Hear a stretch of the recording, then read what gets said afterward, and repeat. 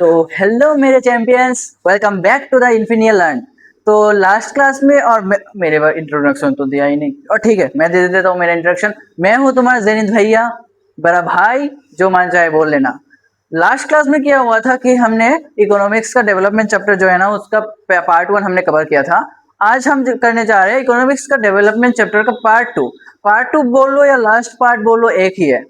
तो पहले देखते हैं हम लास्ट क्लास में क्या क्या करा था। मार्कर किधर गया? रोज मैं मार्कर ही भूल जाता हूँ लेना। ठीक है, पहले हमने लास्ट क्लास में देखा था कि डेवलपमेंट डेवलपमेंट क्या होता है। पहले हमने समझा था डेवलपमेंट किसके लिए, डेवलपमेंट क्या है, इंडिविजुअल के लिए हमने देखा था या पूरे ओवरऑल देश के लिए हमने देखा था। डेवलपमेंट के बारे में हमने बहुत जाना था। हाँ, अगर कोई पार्ट 1 नहीं देखा तो मेरा रिक्वेस्ट ये है कि पहले पार्ट 1 देख के आओ, फिर पार्ट 2 में आना, वरना कुछ समझ में नहीं आया। ठीक है ठीक है ठीक है। तो हमने पहले डेवलपमेंट देखा था, उसके बाद हमने देखा था कि different people have different development goals.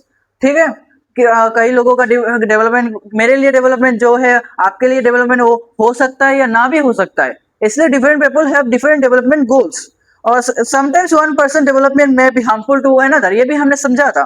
फिर हमने ये भी समझा था कि डेवलपमेंट सिर्फ पैसा नहीं होता, इनकम नहीं होता, उसके साथ साथ अदर गोल्स भी होते हैं।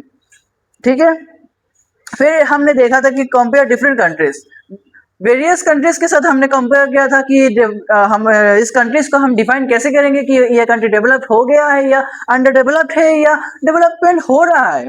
तो हमने ये भी देखा था, जीडीपी के बारे में थोड़ा बहुत देखा था, और पर कैपिटा इनकम के बारे में भी थोड़ा बहुत देखा था। ठीक है, फिर हमने लिमिटेशन देखा था पर कैपिटा इनकम के लिए, जो लिमिटेशन है ना, और लिमिटेशन पर कैपिटा इनकम हमने डिफाइन किया था, टोटल पॉपुलेशन नीचे होगा, ऊपर टोटल इनकम होगा। तो क्या होता है, ये जस्ट एन एवरेज। इसमें हमने देख नहीं पाता कि इसमें लिखा है ये पर कैपिटा इनकम, इसका मतलब ही है कि हमने इसमें सिर्फ इनकम के बेसिस पे ही हम डिफाइन कर सकते हैं। हम एजुकेशन, हेल्थ केयर, इसके बाद बेसिस पे हम डिफाइन नहीं कर सकते। ठीक है, ये था हमारा लास्ट का क्लास, और आज हम स्टार्ट करने जा रहे हैं। हमारा टॉपिक है आज का, जो है पब्लिक फैसिलिटीज।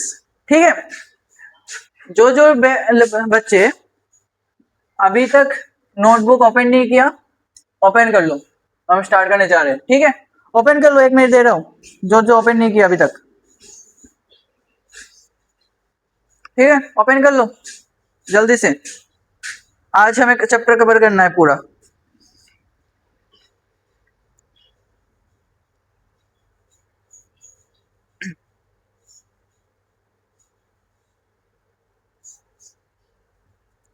कर लिया ना, ओपन कर लिया?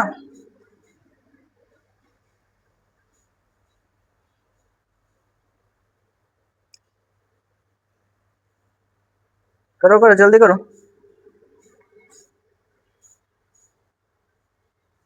ठीक है, तो हम आज का हमारा टॉपिक है, पहले होगा हमारे public facilities.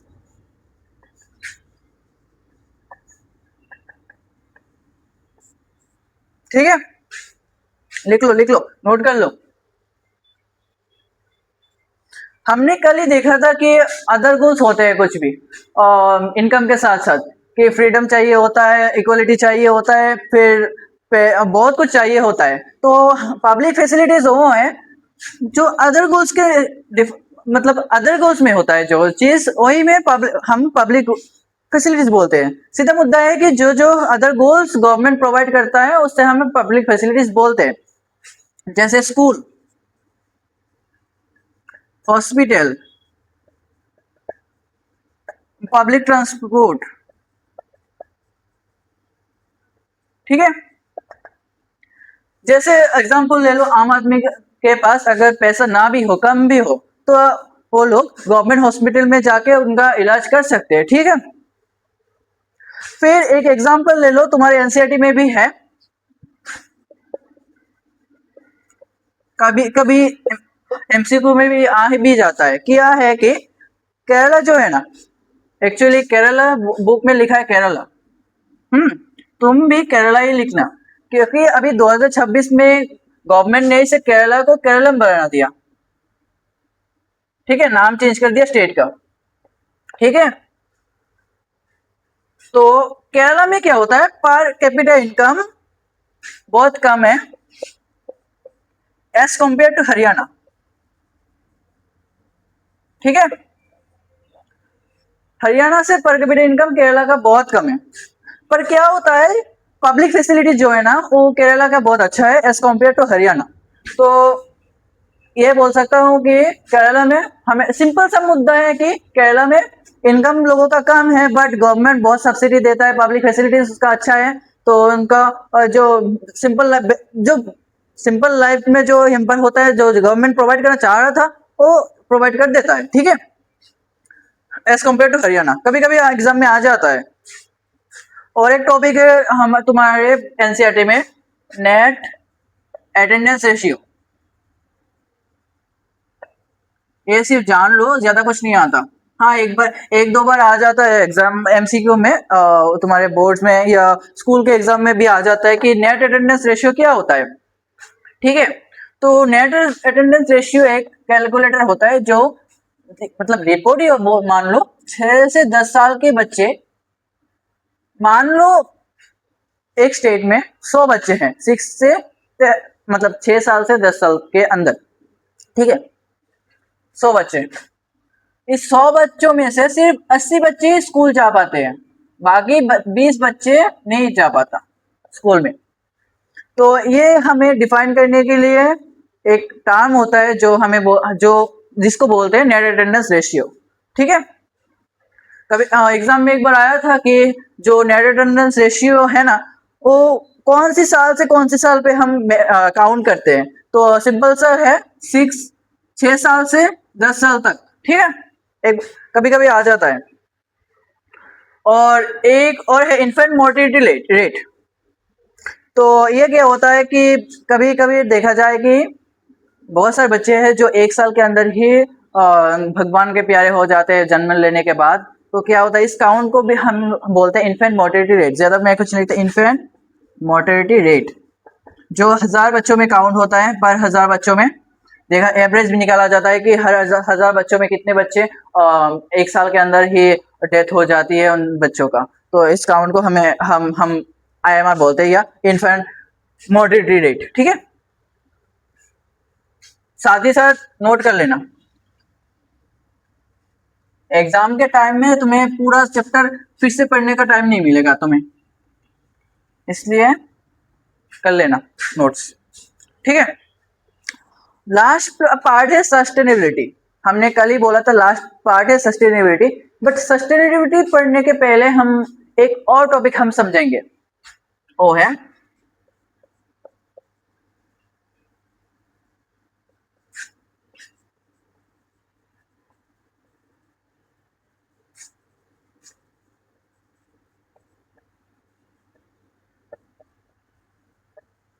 HDR, human development या मेंटल होगा रिपोर्ट। ठीक है, human development report,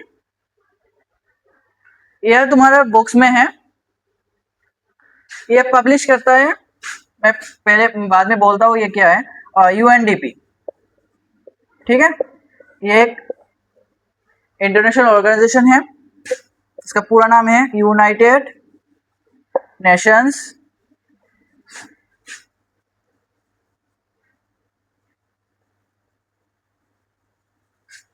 developmental programme. ठीक है, एक इंटरनेशनल ऑर्गेनाइजेशन है। तो ये पब्लिश करता है ह्यूमन डेवलपमेंट रिपोर्ट।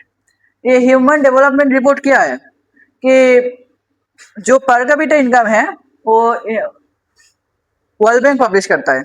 ठीक है, तो इसमें क्या होता है कि सिर्फ इनकम ही डिफाइन करता है world bank.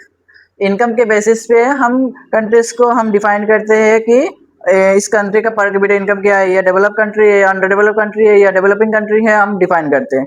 Human development report ये बोलता है सिर्फ इनकम ही गोल नहीं होता, उसके साथ साथ मतलब सिंपल सा फंडा है, ह्यूमन डेवलपमेंट रिपोर्ट एक इंडेक्स के साथ कैलकुलेट करता है देश के ग्रोथ को, वो है ह्यूमन डेवलपमेंट इंडेक्स। ह्यूमन, अच्छा मैं दूसरे कलर से लिख देता हूँ,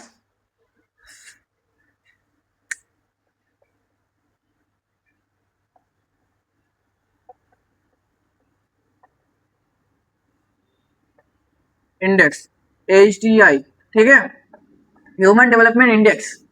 तो इस इस इंडेक्स के साथ मतलब रिपोर्ट पब्लिश करता है कि एक कंट्री का इनकम के साथ साथ बाकी सब कुछ अदर गोल्स के साथ साथ हम इस कंट्रीज को डिफाइन करता है कि ये कंट्री कैसा है, इसका रैंकिंग, मतलब रैंकिंग सिंपल सा फंदा है। मैं इनकम प्लस अदर क्राइटेरियाज के साथ साथ वो ये एक रिपोर्ट पब्लिश करता है कि एक कंट्री का कितना ग्रोथ है, दूसरे कंट्री का कितना ग्रोथ है, ये डिफाइन रैंकिंग करता है कंट्रीज का, ठीक है।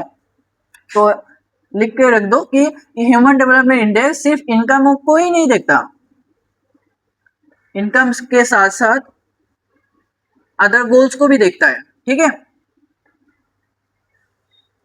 ठीक है। तो हर साल ये रिपोर्ट पब्लिश करता है ह्यूमन डेवलपमेंट रिपोर्ट जो है ना, वो यूनाइटेड नेशन डेवलपमेंट प्रोग्राम हर साल ये रिपोर्ट पब्लिश करता है, ठीक है, लिख लो। अदर गोल्स के में है, लिख लो, जैसे एजुकेशन होगा, एजुकेशन कैसा है, हेल्थ कैसा है, ट्रांसपोर्ट कैसा है, ट्रांसपोर्टेशन कितना है, कैसा है, डिफेंस कैसा है, ऐसा वगैरह वगैरह बहुत सारे कुछ हैं। हम्म, ठीक है। तो ये जो रिपोर्ट है ना, united nation development programme total, red colour से लिख देता हूँ ये, अच्छा होगा। ये रिपोर्ट है ना, टोटल वर्ल्ड में 193 कंट्रीज को रैंकिंग करता है। और तुम्हें जान के बहुत खुशी होगी कि इंडिया का रैंक इसमें 193 में 130 है। हो रहा है ना हमारे देश का प्रोग्रेस, 130, ठीक है। 193 देश में से हमारा इंडिया का रैंकिंग इसमें 130 है, लिख के दे देता हूँ उधर।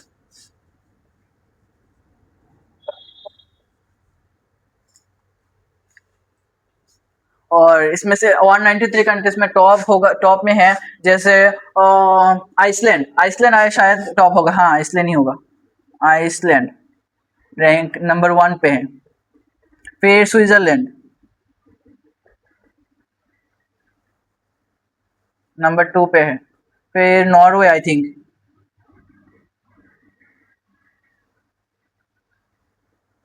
ठीक है। ये इम्पोर्टेंट नहीं है, एग्जाम में नहीं आता। अगर कभी कभार आइसलैंड का आ जाता है, मतलब टॉप नंबर 1 पे कौन है, और इंडिया का रैंकिंग कभी कभी आ जाता है, रैंकिंग क्या है 130, याद कर लेना, ठीक है, लिख लो। उसके बाद हम एक क्वेश्चन कर लेंगे, क्वेश्चन के बाद हम चले जाएंगे हमारे लास्ट टॉपिक सस्टेनेबिलिटी पर।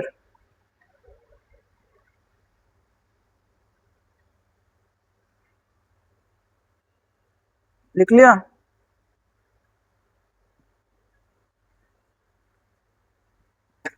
मिटा दे रहा हूं मैं, ठीक है, क्योंकि हमें क्वेश्चन प्रैक्टिस भी करना है, फिर सस्टेनेबिलिटी भी पढ़ना है।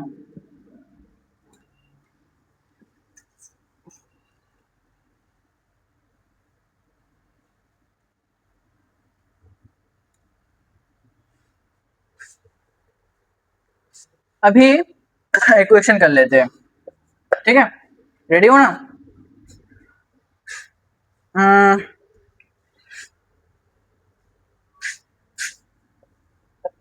Which of the following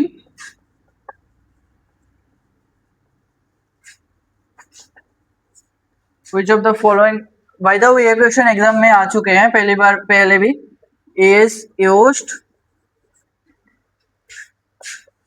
to compare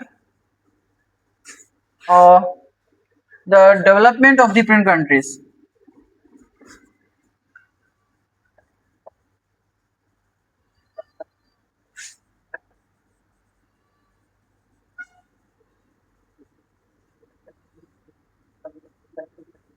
Which of the following is used to compare the development of different countries? ठीक है, मैं ऑप्शन लिख देता हूँ, 4 ऑप्शन है।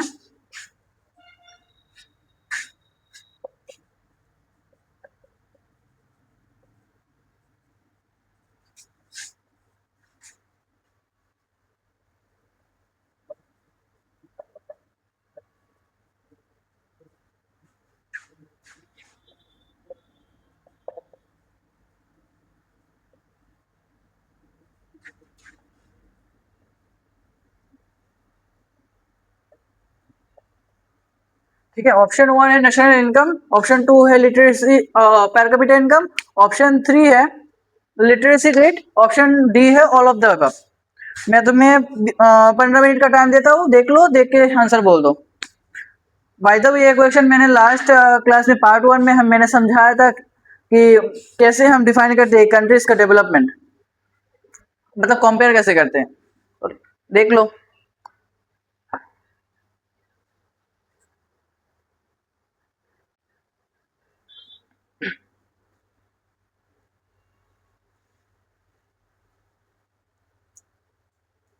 एक काम करते हैं, उसके बाद और एक क्वेश्चन कर लेते हैं ऐसे ही, फिर हम चले जाएंगे सस्टेनेबिलिटी पे। ठीक है ना, देख लो। पानी पी लेता हूँ थोड़ा।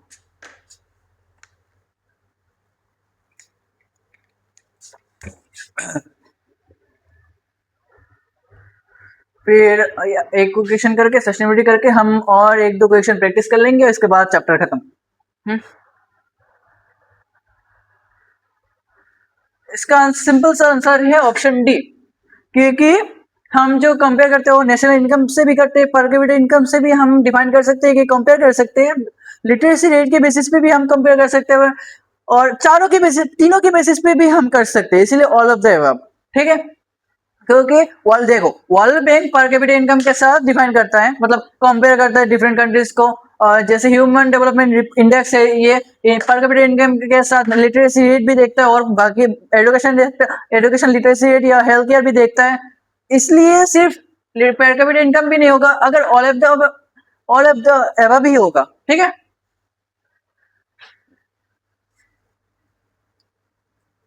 अच्छा बाय द वे ये क्वेश्चन 2020 में आया हुआ है।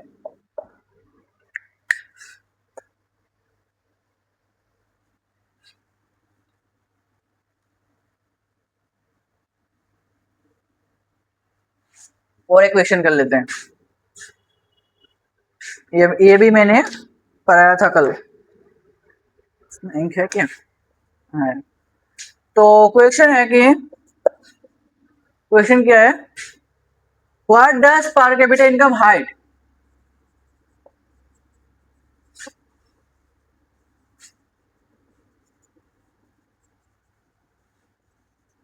What does per capita income hide?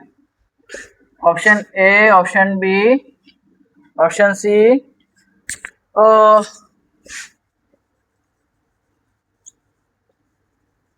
Average income, option A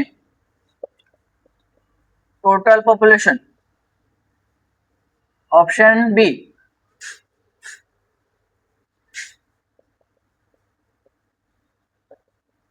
option C disparities.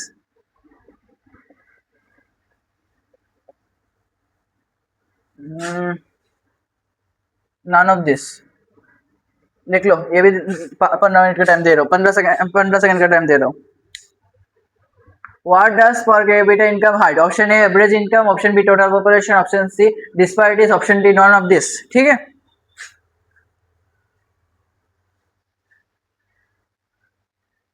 लिख लो लिख लो, देख लो। ये भी मैंने पार्ट 1 में मैंने समझा दिया था कि पर कैपिटा इनकम का लिमिटेशन क्या है और क्या क्या होता है इसमें। इसका सिंपल सा है आंसर है डिस्पैरिटीज है। ठीक है, क्योंकि जो पर कैपिटा इनकम है ना, उससे हम एवरेज इनकम भी बोलते हैं, तो ये तो हो गया, सुनो इसे ये नहीं होगा।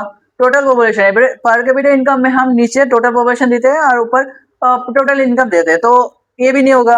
नॉन ऑफ दिस तो नहीं होगा, क्योंकि ये है डिस्पैरिटीज। डिस्पैरिटीज नहीं दिखाता पर कैपिटा इनकम, सिर्फ इनकम का टोटल एवरेज दिखाता है। ठीक है,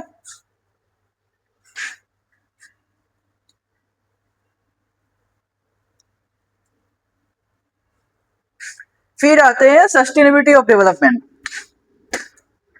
सस्टेनेबिलिटी ग्रीन कलर से लिख देता हूँ, सस्टेनेबिलिटी डेवलपमेंट इन डेवलपमेंट। ठीक है, सस्टेनेबिलिटी ऑफ डेवलपमेंट। अभी देखते हैं कि सस्टेनेबिलिटी ऑफ डेवलपमेंट क्या होता है।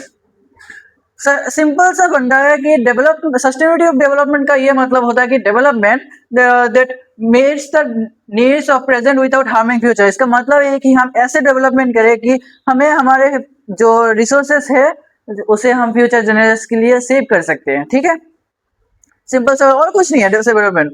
जैसे मतलब हम ऐसे यूज करें जैसे कि हमारे पोल्यूशन को, मतलब हमारे अर्थ को कोई हार्म ना हो, पोल्यूशन ना खराब हो, ऐसे हम डेवलपमेंट करें। ठीक है, और फ्यूचर के लिए हम सेविंग्स करके रखें। हमारे नीचे हमारे जमीन के अंदर पेट्रोल है, पेट्रोलियम है, तो इसका मतलब ये नहीं कि हम सारा मतलब उठा ले, हमारे फ्यूचर जनरेशन को कोई सेव ही नहीं किया।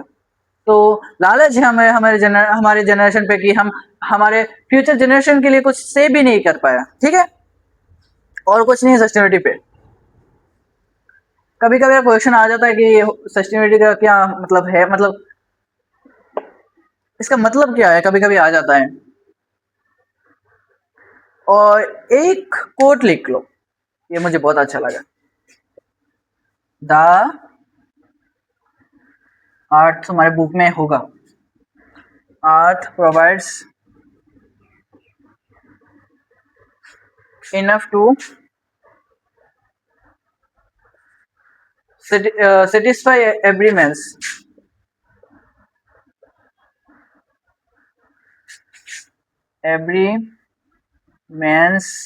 needs, but not every man's greed। ठीक है, ये किसने लिखा, बोलो। ये लिखा महात्मा गांधी ने। ये बहुत प्यारा लाइन है, देख लो। कि महात्मा गांधी ने बोला कि जो हमारा नीड्स है, नीड्स फुलफिल करने के लिए हमारे पास बहुत कुछ है, बट हमारा ग्रीड जो है ना, ग्रीड पूरा करने के लिए हमारे पास कुछ नहीं है। ठीक है, अभी बस मैं एक सिंपल सा नीड्स और अच्छा, मैं ये 11th का टॉपिक है। ठीक है, बाद में 11th में जब उठोगे तब पढ़ लेना, या मैं पढ़ा दूंगा तुम्हें।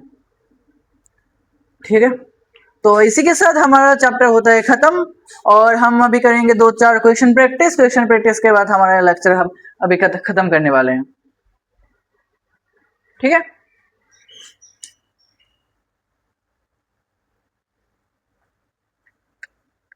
पार्ट 1 में मैं खत्म कर सकता हूँ, बट क्या होता है कि नॉन स्टॉप इतने टाइम क्लास करोगे तो कुछ समझ भी नहीं आएगा, प्लस क्वेश्चन प्रैक्टिस करवाने लगो तो एक लेक्चर लग जाएगा। ऐसे भी हम पूरे इकोनॉमिक्स का पूरा कोर्स का हम कवर करके, मतलब कोर्स का मतलब ये है कि सारे चैप्टर्स को हम कॉन्सेप्ट क्लियरिटी करके एग्जाम के टाइम हम एक और लाएंगे, जब सिर्फ क्वेश्चन प्रैक्टिस ही करेंगे हम सिर्फ, और रिविजन देंगे। ठीक है, अभी व्हाट डज मतलब क्वेश्चन कर लेते हैं। बहुत सारे क्वेश्चन है मेरे पास जो सीबीएसई में आए हुए हैं। रुको,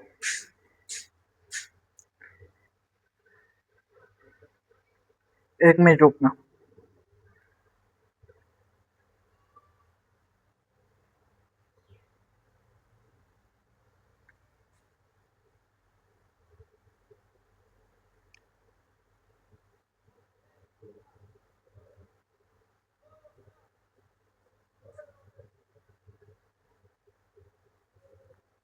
ठीक है, मैं क्वेश्चन लिख देता हूँ, तुम सब प्रैक्टिस कर लेना। प्रैक्टिस किया, मैं कमेंट में आंसर लिख देना, मैं लिखते रहा हूँ क्वेश्चन, आंसर भी बोल दूंगा। पहला क्वेश्चन है, what does the term average income refers to.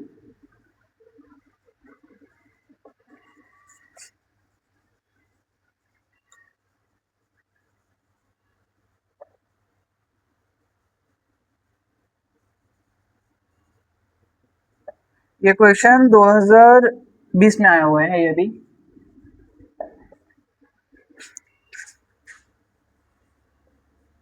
Option है total income of a country.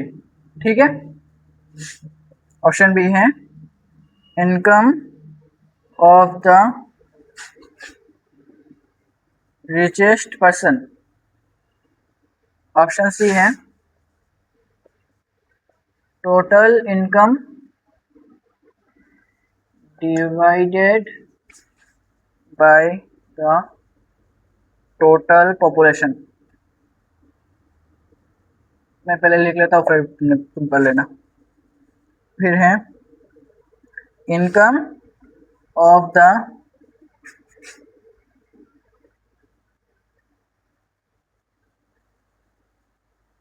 पुरेस्ट person.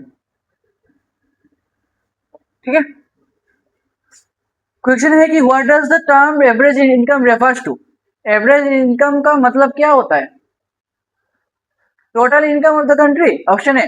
तो B number income of the richest person, option C total income divided by the total population, option D income of the poorest people. जो answer है comment में लिख दो जल्दी से, 15 second का time है, लिख दो जो जिनको आता है कमेंट में लिख दो, बाकी मैं आंसर बोल दूंगा। तुम्हारे पास 15 सेकंड टाइम है।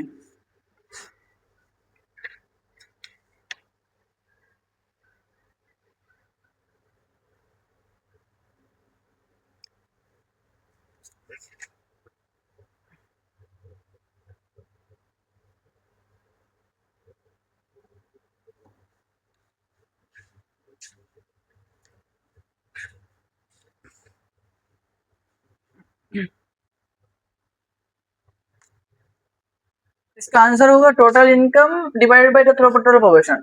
हमने क्या, क्योंकि हमने पर कैपिटा इनकम क्या देखा था, total income by total population.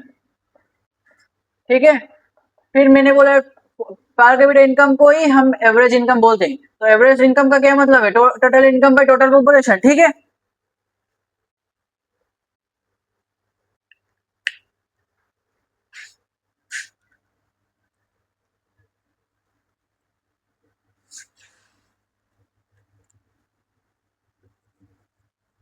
उसके बाद आते हैं हमारा नेक्स्ट क्वेश्चन पे। ज्यादा ज्यादा क्वेश्चन नहीं करूंगा मैं, और 4-5 क्वेश्चन करके खत्म कर दूंगा क्लास यही।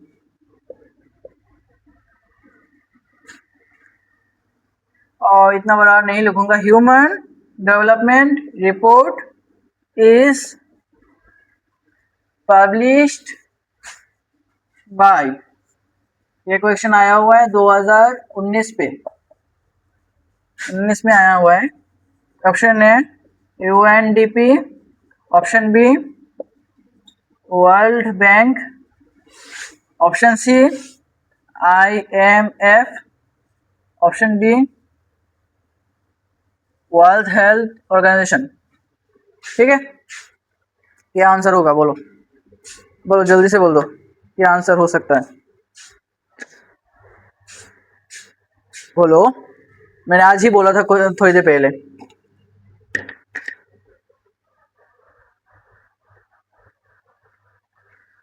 क्या हो सकता है, जल्दी से बोलो।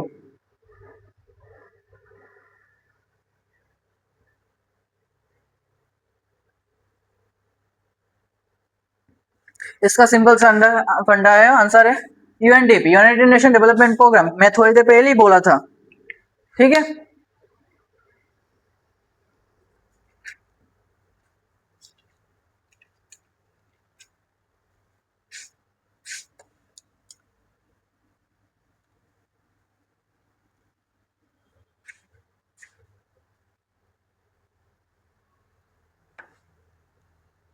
एक काम करते, एक थोड़ा 2 मार्क्स का क्वेश्चन कर लेते हैं, कभी कभार आ जाता है क्वेश्चन एग्जाम में। What is gross domestic product, मतलब जीडीपी। जीडीपी क्या होता है, कभी कभार आ जाता है। ये 2012 में भी आया, 2016 में भी आया, और बहुत सारे सालों में भी आया हुआ है। इसका आंसर क्या होगा, लिख लो, तुम सोच लो, मैं फिर बोल दूंगा।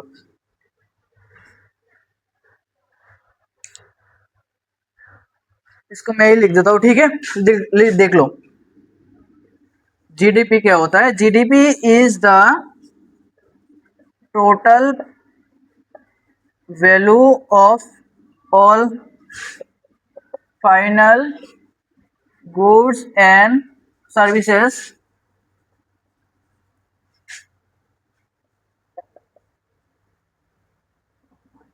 Produced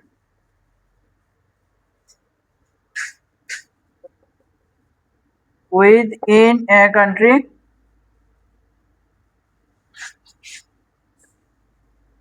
in a given period। ठीक है, लिख लो।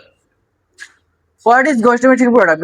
GDP is gross domestic product या GDP is the total value of the all final goods and services produced within a country in a given period of time। 5 period लिखने में भी हो जाएगा।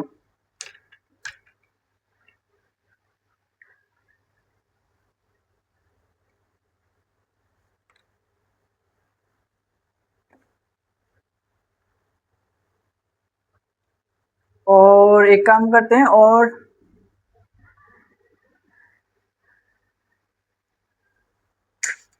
कितने क्वेश्चन करें? और एक काम करते हैं और 2 क्वेश्चन कर लेते हैं। ठीक है, लिख लिया ना सब लोग?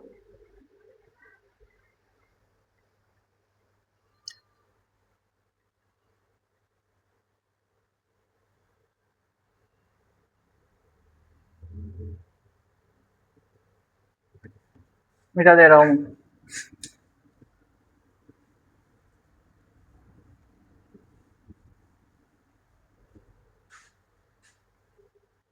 ये लेटेस्ट 2 क्वेश्चन मैं लिख दे रहा हूँ, कर लो। ये लेटेस्ट आया हुआ है एग्जाम में।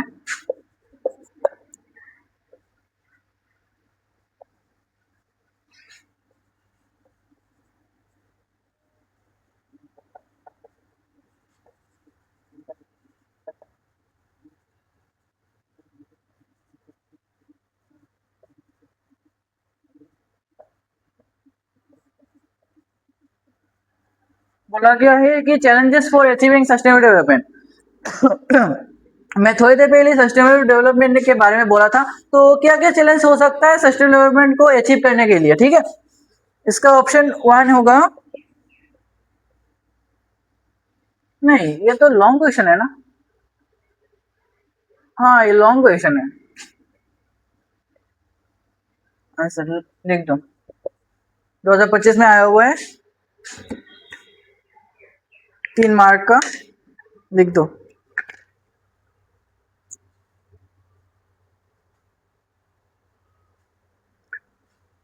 लिख लिया? सोच लिया? मैं बोल देता हूँ। लिमिटेड फंडिंग पहले होगा। मैं शॉर्ट के सिर्फ टॉपिक्स लिख देता हूँ, तुम ढंग से लिख देना एग्जाम में, है? ठीक है, तो लिमिटेड फंडिंग। सस्टेनेबल डेवलपमेंट जो है ना भैया, सस्टेनेबिलिटी, इसमें गवर्नमेंट या कोई एनजीओ या प्राइवेट लिमिटेड कंपनी कोई फंडिंग नहीं करना चाहता, कि इसमें फंडिंग नहीं करना चाहता, क्योंकि पूरा पैसा बर्बाद होगा। क्योंकि मेरा अगर कंपनी होगा तो मैं चाहूंगा कि मैक्सिमम प्रॉफिट हो, मैं फ्यूचर जनरेशन के लिए क्यों सेव करूंगा? ठीक है ना, तो इसलिए लिमिटेड फंडिंग ही होता है। गवर्नमेंट थोड़ा बहुत फंडिंग करता है, प्राइवेट लिमिटेड कंपनी एक कुछ भी फंडिंग नहीं करता। हाँ, फंडिंग करता है थोड़ा बहुत, ज्यादा कुछ नहीं, इसीलिए ये नहीं हो पा रहा। नंबर 1। नंबर 2 होगा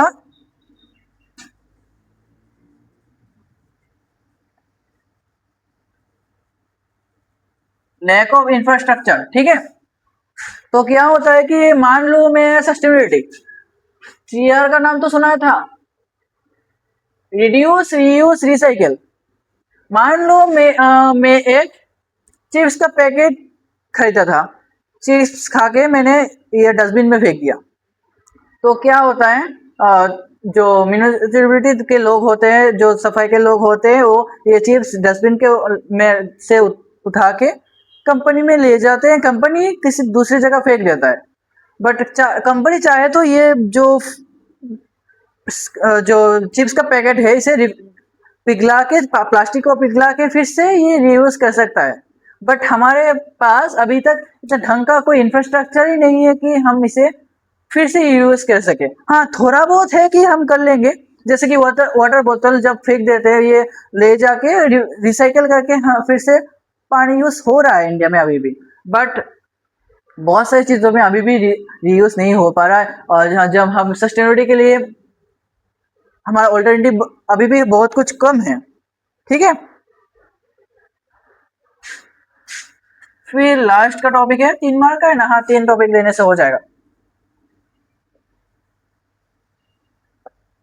पॉपुलेशन ग्रोथ है। इंडिया का पॉपुलेशन तो अभी पता है वर्ल्ड का नंबर 1 पॉपुलेशन है। तो क्या होता है, जितने स्पीड से हमारा पॉपुलेशन ग्रो हो रहा है, इतने स्पीड से जो हमारा रिसोर्सेज है उसका ऑल्टरनेटिव प्रोड्यूस नहीं हो पा रहा। ठीक है, ये 3 पॉइंट तुम लिख सकते हो एग्जाम में है, तो कोई भी काटने एग्जामिनर ये 3 पॉइंट्स को ढंग से लिख दिया तो कुछ पूरा 3 में से 3 मार्क ही मिल जाएगा।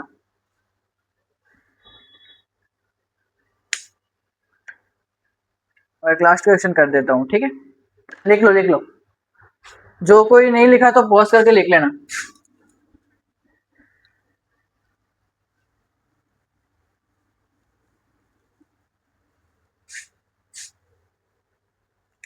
ये तो और भी लेटेस्ट है क्वेश्चन।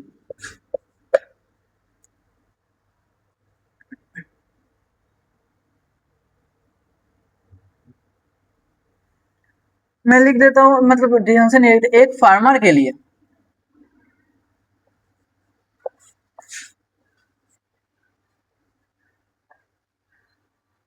डेवलपमेंटल गोल्स क्या होता है, क्या होता है डेवलपमेंट गोल्स एक फार्मर के लिए। ये क्वेश्चन 2026 में आया हुआ है, दिस ईयर 26 में आया हुआ है ये क्वेश्चन। मतलब आई थिंक सेट 2 में आया हुआ है, या सेट 3 में, या सेट 3 में, जो भी हो ये क्वेश्चन आया हुआ है एग्जाम में। तो इसका पहला ऑप्शन होगा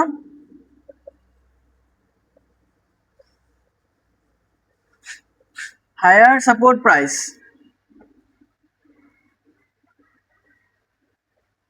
फॉर क्रॉप्स। ऑप्शन बी होगा more days for work. Option C होगा प्रोहिबिशन ऑफ सोशल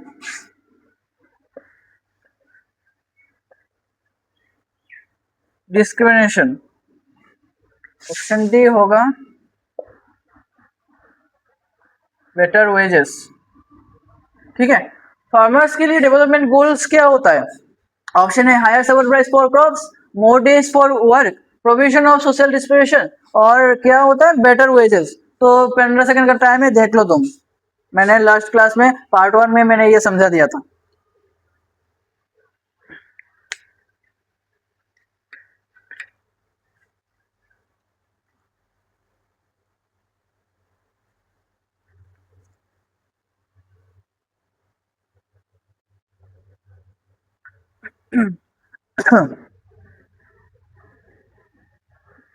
बहुत सारे स्टूडेंट्स अभी भी लिख चुके होंगे। इसका आंसर होगा option A, higher support price for crops. ठीक है,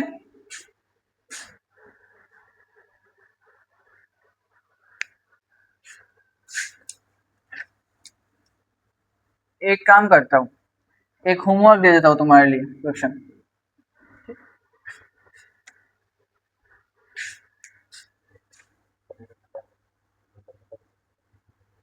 मार्क 5 का तुम्हें भी तो कुछ करना होगा ना, अकेला मैं थोड़ी करूंगा सब कुछ। मैं सबको समझा दूंगा, बाकी सीखना तुम्हें, समझना तुम्हें ही पड़ेगा। क्या था क्वेश्चन।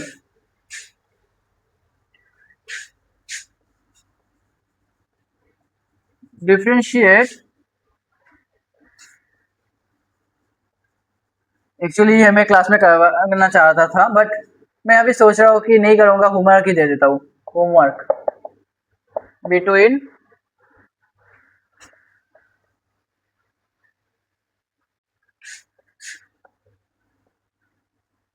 Average income and